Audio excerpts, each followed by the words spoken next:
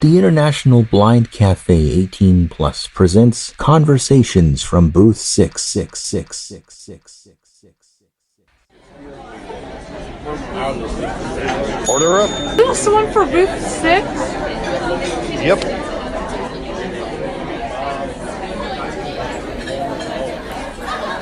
The internationalblindcafe.com welcomes you back to Booth 6.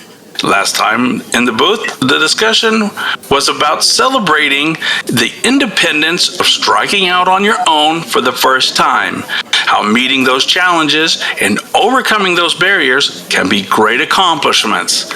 This time in the booth, we're going to explore something along the same lines, how our own interests and abilities can help us find a place in the world.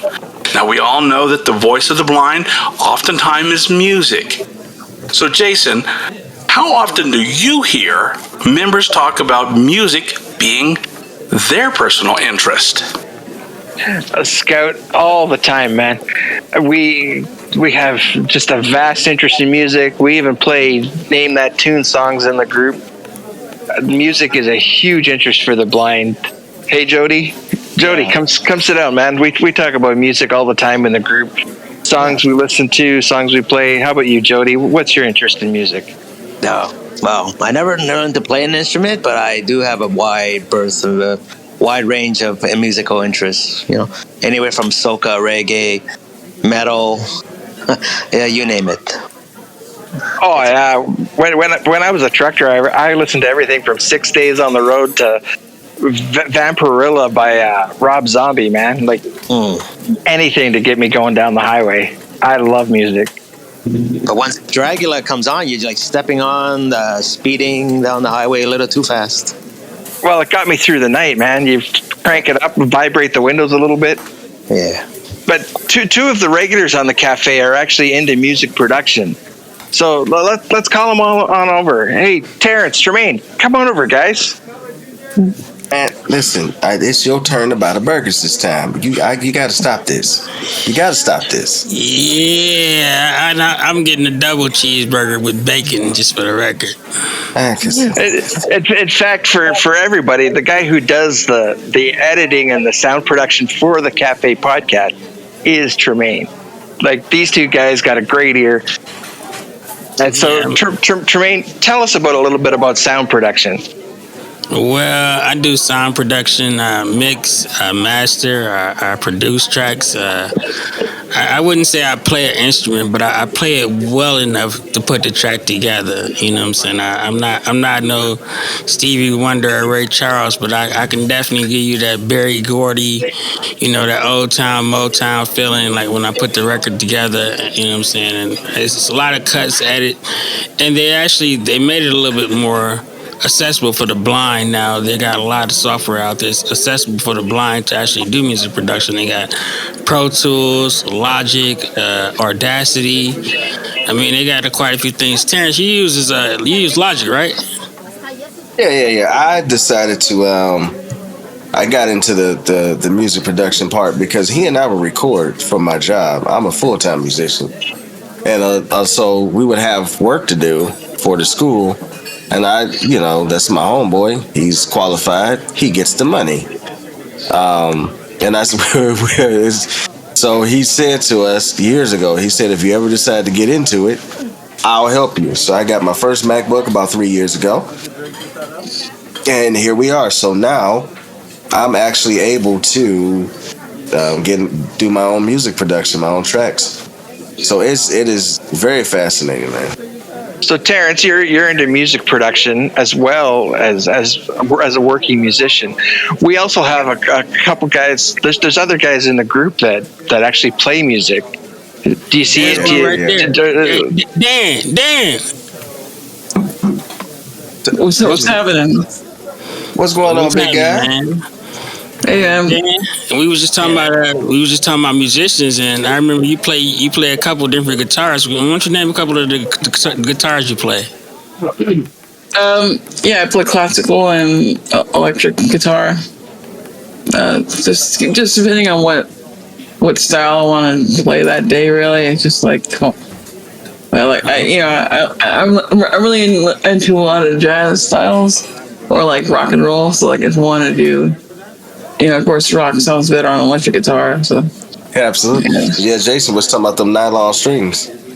Well, what's a little bit of your backstory? How did you get into doing music? Me, I was hanging around my cousin. He was doing music, and I was at home. He just called me up on my 16th birthday. He's like, "Hey man, you should tell your mama buy you a drum machine." And I had nothing to do. I'm like, "Oh, okay. It sounds like something I would want to do." So I got my first drum machine at 16. How old was you when you got started in music?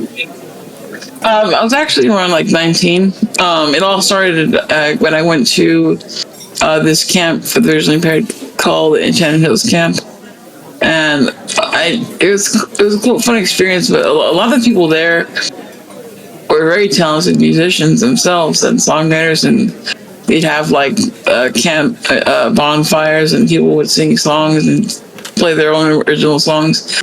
And I just thought to myself, well, you know what? If they can do this, I can probably do it too. So, a few weeks after, I bought my first guitar. And it just started from there. I didn't have any formal training really. I kind of just went off of videos and some help from a friend of mine. Yeah, that's my story too. I had no formal training or engineering. I just went to the studio as a blind guy with other people, and we were paying like $150 an hour. And I would ask questions because if I'm gonna sit there and pay that much money per hour, I need all the answers. Absolutely. Hey, Corey, come on over, man. You're new to the group, but we hear you play guitar too. Come on over. Yeah. Hey guys, what's up? Yeah, I've been playing for a bit. I dabble. See, What's I your knew story, man? somebody knew. I heard the counter getting bumped. I'm like, that must be the new blind guy. Yeah. Yeah, I'm not great at this. No, well, I've been playing guitar since I was 16, but like I lost my vision 4 years ago, so I've really been playing guitar like the past 2 years. That's when I really started to pick it up and like just do nothing else but that for a while. Okay, so I got a question for you. You started when you had sight, but you picked it back up after you lost sight. Was it a big transition? Was it a big difference for you? At first, yeah, it was a little overwhelming because, I learned kind of the lazy way. I was just looking at everything and, I knew how to play the stuff, but I didn't know what I was playing. So, when I lost my vision, I had to kind of learn the other way. I had to kind of find my way around the fretboard with just feel. And I had to know the names of these chords now because it's just a lot easier to read in videos and stuff. They just list a chord. It's a lot easier to not have to go look it up. Yeah. You had to learn how to feel the music, right? Yeah, and I used guitar tabs, which is kind of play guitar by numbers. They're all lines that represent the guitar strings, and then there's numbers on each of the lines that tell you what frets to put your fingers on. And that's really hard to read on the screen reader because you're only getting dash dash dash 5 dash dash dash dash, and there could be many other notes in that chord on different lines, but you can't read them all at once. Yeah, we talked about this last season with Terrence and getting music transcribed into Braille and how expensive it is. Terrence, I listened to that. Terrence, he has some formal training, but I think he has a natural gift for it. This guy, he played. What you played? The flute at one time. I played the drums. I started off as a drummer. No, I was actually my first guitar was good. My first instrument was guitar. And the problem that I had is I didn't know what was wrong, but I knew that all the strings didn't sound the same because 6 strings on the guitar, they supposed to sound different. And every time I go back to my guitar lesson, I had tuned all the strings to sound the same. It would drive him crazy because he had to tune the guitar before he could teach me anything. And he was like, "What? Y'all didn't stop him from doing this, but it ain't right." Then I worked my way into drums. And then keyboard. I found my old keyboard, In the basement when I was like 11. Got my first lessons, and I've been playing ever since. No, Yeah. that's awesome. Like, do you guys find? I know there's the old adage that blind people hear better, blind people smell better, blind people feel better. I don't know, when I'm sick, I don't feel better, but blind people's senses are enhanced. But do you guys feel that as you're listening to music, as your blindness progresses or whatever, that you really hear the chords, or you hear the lyrics, or you kind of feel the music better than you did? I know for like Jody, you were cited, Corey, you were cited. Like, do you find that you really get into the music more as a blind person? I definitely appreciate it more. Yeah, you pay more attention. You do, because otherwise you just kind of sing along with a few lyrics, and you just try and get through the song. Sometimes, being blind, I can hear a car playing music, and I won't hear none of the high end of the car or none of the words of it, but I know what song it is just by the bass of the track. Like, oh, okay, I know what that is. Speaking of bass, Dan, you played the bass guitar a little bit too, don't you? Yes, I played bass in the church worship band that I was at the church that I was attending years ago. In the church, how was that? Honestly, it was very just kind of boring, which is why I didn't last very long. I think I lasted like 2 years there. They wasn't playing nothing. It just the music was rather boring. But it was also because of the directors. But it was a fun experience overall. I learned a lot, and I actually got the chance to teach people the basics and stuff that wanted to, and all that. Yeah, that's what's up. So do you know music theory? I mean, like me, I'm gonna tell you how I had to learn music theory because Terrence wanted me to come play the drums for him one summer, and I'm like, I don't know how to play the drums. So he said, I'll teach you. And as a part of him teaching me drums, the person over the department was like, everybody in here got to learn music theory. So I had to learn Absolutely. music theory. Right, I do know the basics of music theory. Because it kind of helps.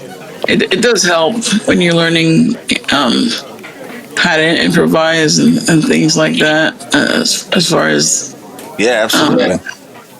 Yeah, so it does help.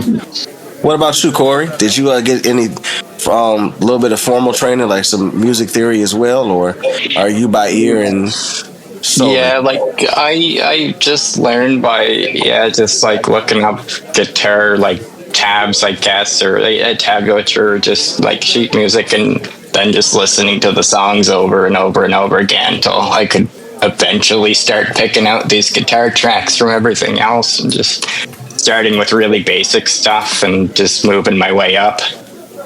I had to work with, strictly by ear.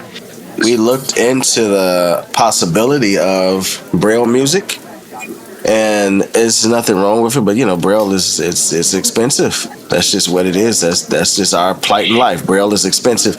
We sent in 4 pieces of music just to see what it would be to have it transcribed, and 4 print pieces of music came out to 9 pages, and it was something around $75 to have that done. So that's not practical for my job. Fortunate for me, YouTube and a lot of the choral stuff has been recorded, right? That's social media has been a godsend for us blind musicians, just because you start running across like people want to put their choirs up, their school choirs up, their church choirs, their whatever, their individual groups up. They want to display what they've done, so you get a chance to listen to it and be able to kind of replicate it. You guys find that just the whole, YouTube in general. You find University. YouTube University. Absolutely. You guys find that wound up being a big help for you?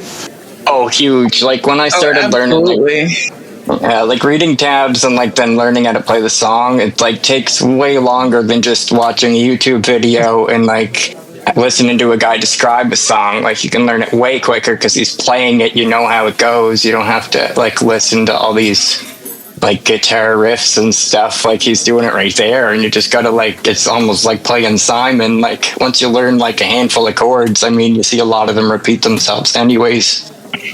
What about you, Dan? Like It almost becomes like a puzzle you have to solve if you're trying to learn a song, and you gotta learn, like, okay, you know, for me, I can hear chords, pick out chords by ear. So, but for a lot of the jazz stuff, it's like you got to really figure out what notes they're playing. You got to really kind of slow it down a bit and figure. Okay, you know, I know you're not really in jazz. You're not supposed to, you know, copy directly. You know, you put your own spin on things.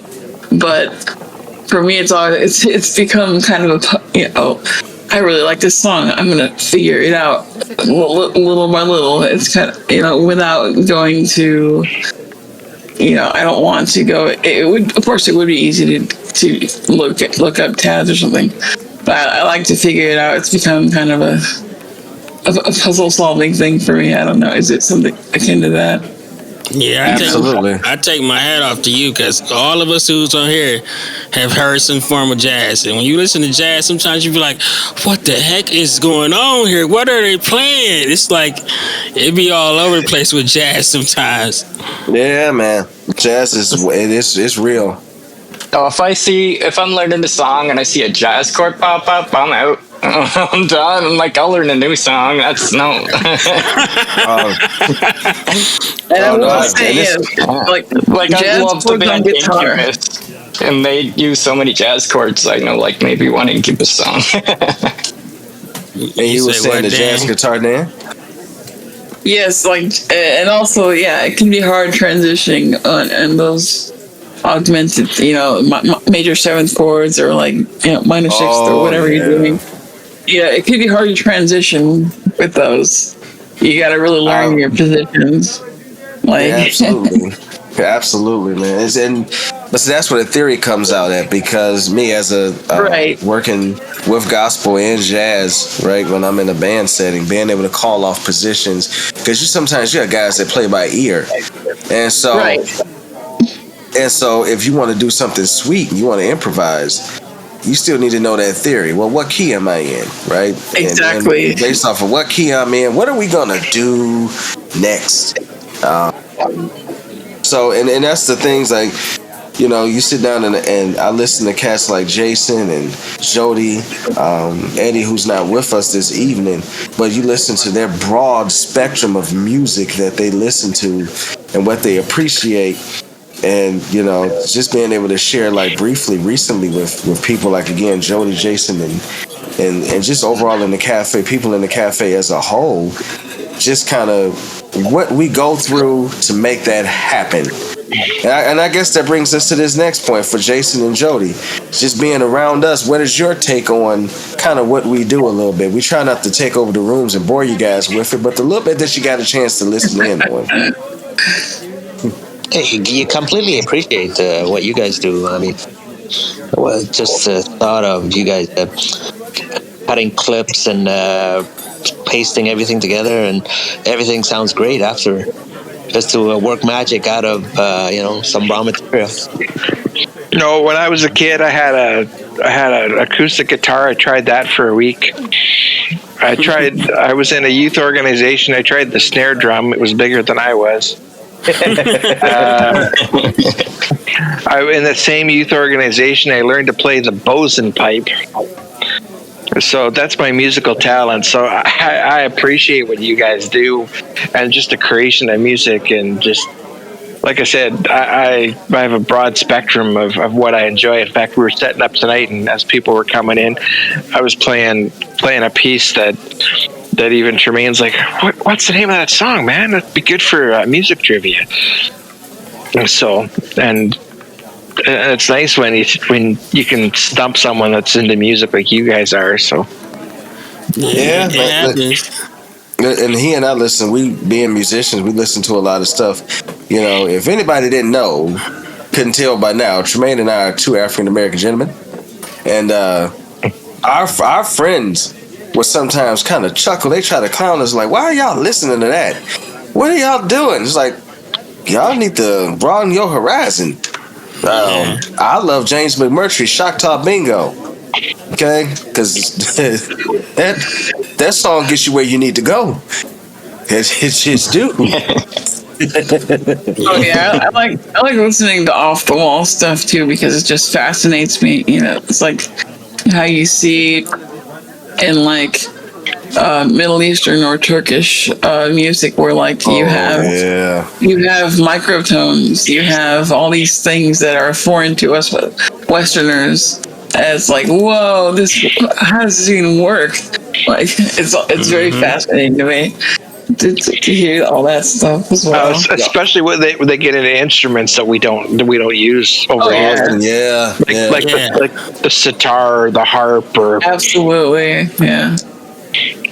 You get into you listen to things like even the artists like Beyonce. There are certain things that she do, like in some of her more modern music. Right, you listen to some of her riffs and her runs. That's a homage to the classical side of her training, and you as you don't understand what it does. People may not understand exactly what music is doing to them, but there are certain things when you get on a deeper level. There are certain riffs and certain chords, certain scales that are to provoke thought, provoke love, provoke lust. Right? They're to provoke Right. those things. They're thought provoking. They provoke different emotions out of you. And artists that understand that, people look at why they're so successful. Yes, they may have a good business sense, but it's the impression that they leave in your subconscious and your subliminal when they're done. Music is part of us. it's the way they vibrate your soul with their music. Because music is Absolutely. just vibrations, man. Yes, it Yeah, is. absolutely. Terrence plays the organ, and that amazes me because the organ is such a complicated instrument. I mean, it's two keyboards, and then they got bass pedals, and then they got a whole slew of sliders that you got to pull and push in as you playing. And being blind, I'm just amazed on how he is able to play during live service and work this organ. Like, I mean, like if you ever heard Terrence play the organ, you'll be saying, man, how did you do that? How are you making this organ cry like that? Like, and when you make an instrument cry, that's a good thing. Just for anybody who don't know. And I wonder how he does it. Like I said, because the organ is two keyboards, and then you got bass pedals. That's like it's like a third keyboard. You playing with your feet pretty much, and then you got a bunch of sliders you got to pull in and out to make the tones go the right way. It is. It is. I forgot because he used to actually sit when I played. That's just how far back we go, man. He used to actually come up and sit with me. He heard me in the earlier days. We met when we were what, 14 and 15. Yeah. So, you guys, Dan, do you use any particular technology, any modern technology? What about to start recording? Well, at first I was just using because I had so many ideas going through my head. I would just I didn't have anything else. I would record stuff on my phone using notes. Just like just to have it all down somewhere to use later. Yeah, But, yeah. Now that I've recently acquired some a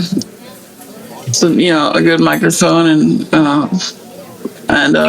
now the audio mixer, I plan to do more with that soon as well. Absolutely. What about you, Corey? Have you been able to record yourself, or you thought about that, or Yeah, if I'm messing around on the guitar and I may get to like a riff or something that I'd like to sound up, I'll whip out my iPhone and just open up voice recorder and just record what I'm playing, and so I can go back and like maybe put it in something after.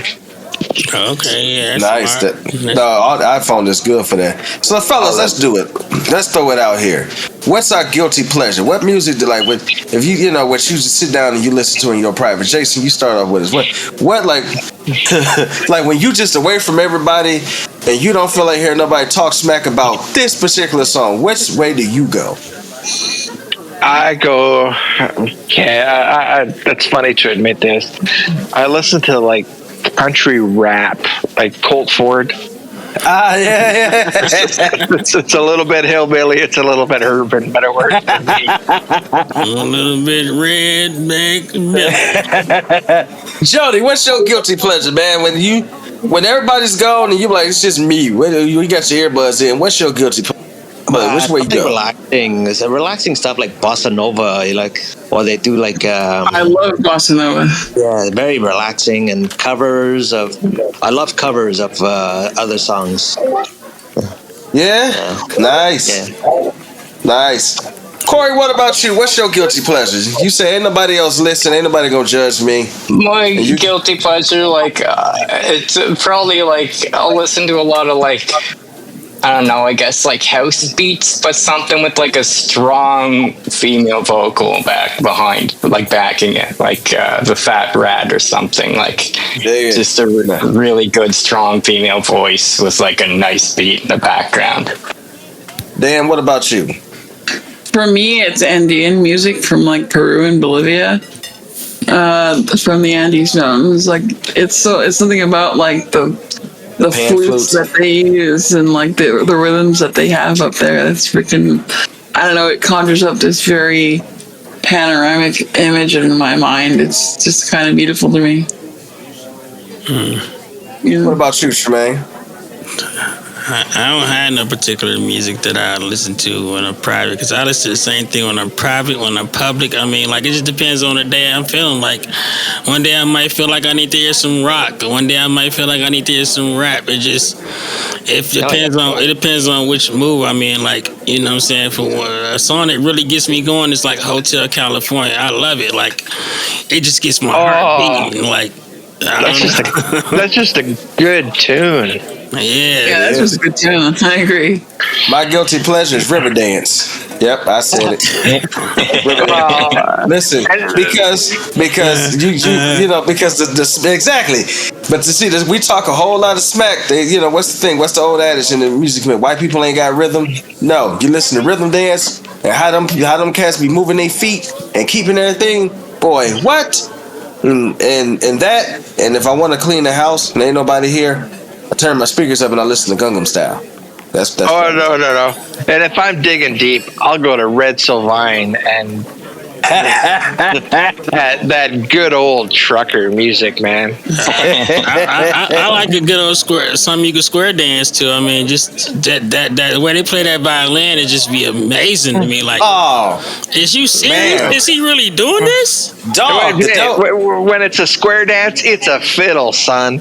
Oh. Yeah, that's a fiddle. Listen, boy, what's that song? The Devil Went Down to Georgia? Yes, sir. Yes, sir. Charlie Daniel. The Devil Went Down to Georgia. Listen, is that the same as like bluegrass type stuff? Similar. Okay. You know what though? But I think a fitting way for us to shoot out of here on this is Jason put it best. Music vibrates the soul, don't it? And it draws us together, man. Like, absolutely, music unites. It brings people to a common mood. It draws us together. When you're in church, you raise your voice up and celebrate together. And when you're at a funeral, you raise your voice up and remember together. And at Christmas time or during the holidays, you raise your voice up and bring in the holidays together. And it's just a uniting factor. Like, music is. I'm no Scrooge, but I tell you one music I can't stand for some reason. It's Christmas music. I wholeheartedly agree. I don't think Christmas music should start in September. I think Christmas music should start. Oh my God, I don't like Christmas music. It's maybe 4 or 5 songs in Christmas music that I could tolerate, and it's just Christmas music should start December 20th and end December 27th.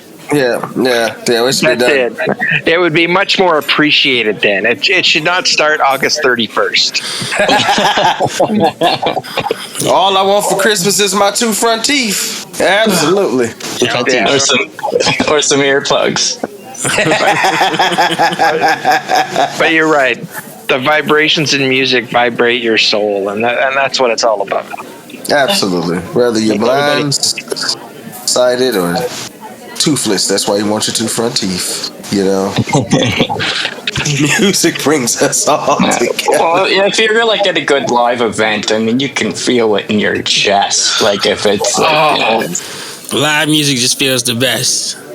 Man, Whether it be Motley Crue or Dolly Parton, and I've seen them both live. The live show is insane. Really? Dolly Parton live. Nice. Dolly Parton live, brother. Those are the two ends of your spectrum, huh?